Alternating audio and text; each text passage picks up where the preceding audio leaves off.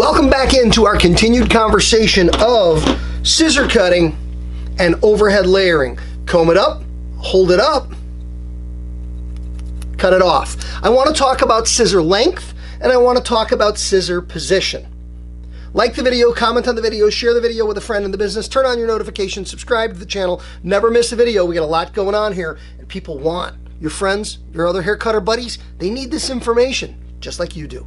So let's talk scissor length. I've got 3 pair of scissors with me for this video, for this demo. I've got a 5.5, I've got a 6.5, and I've got a 7.5. These are all 3 scissors that I keep in my regular kit, and they're all 3 scissors that I use pretty consistently, but I use different lengths for different things. I do use all 3 of them for overhead layering, but there's a time and a place where I'll make a choice for each. Obviously, based on the length of our fingers, a 5.5 is going to be more snips or cuts to get to the second knuckle. A 6.5 is going to be fewer, and that blade covers more of my finger as I cut. And then, of course, my 7.5, that's literally the full length of my fingers with a single blade. Generally speaking, in overhead layering applications, I prefer the shorter scissors. I've referred to that sometimes as using scissors for what I call shape crafting, where we're actually using guides, we're always using guides, but where we're holding guides and we're trying to follow very precision plans in executing a haircut. I see that as very different from, for instance, cutting scissor over comb, where we're surface crafting, where a bigger scissors makes better sense. That doesn't mean I still don't use overhead layering with a longer scissors. Generally speaking, if I was looking for a rule of thumb to provide you with a little bit of guidance, I would tell you that I'm going to coordinate scissor length to the ultimate hair length. Meaning, if I'm layering a head of hair that is shorter, and I'm going to be keeping it fairly short, like a guy's head of hair like we're going to do in just a bit, I'm going to go with my short scissors in the interest of control. If I've got a lady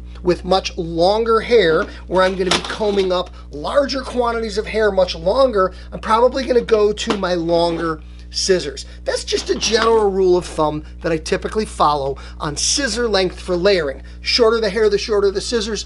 The longer hair, the longer the scissors. I think that probably makes a little bit of sense. The next thing I want to talk about is scissor position. We talked about finger position. Fingers dead level, cutting to the second knuckle. Scissor position, and this is key. You see people sometimes cutting hair, and I refer to it as cutting hair in outer space. They take a section of hair, they comb it up, they hold it up, and they go to cut it, and they're cutting here.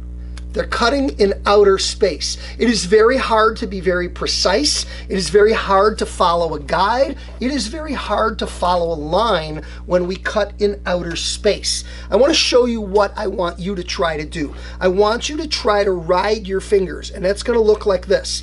I'm going to hold it up. I'm going to set my scissor. The tip of my scissor is directly on my finger, and I'm going to walk that along my fingers. Look how clean and precise that line is. Little snips, smoothly across. Now, there is a callus that I've built up on the tip of my finger right there, because for almost 40 years now, every time I set a scissors down to cut, I rest it right on my finger. Now this freaks some people out because they're worried about cutting themselves. But remember, the things that get cut are the things that land between the blades. I have the outside edge of the blade in physical contact with my finger. Nothing is going to get cut. So when I pick up a section and I walk it on my fingers like that, and again, this is one of those things you can't really see happening when you watch somebody cut until you are told or until you actually see it happening when somebody cuts. You're literally on your finger, and look at the cleanness of line that I'm able to get. If I've got a guide and I'm following a guide and I'm resting on it right there, wow, the level of precision that you're going to get from what you're going to cut is going to be substantially different. So that's resting the tip on your finger, walking it along to the second knuckle, and stopping. Recomb, regrip, and do it again. This one tip alone will substantially improve the accuracy and precision of your overhead layered portion of your haircuts. Thanks for being here. Thanks for watching. See you again next time. Have a great day.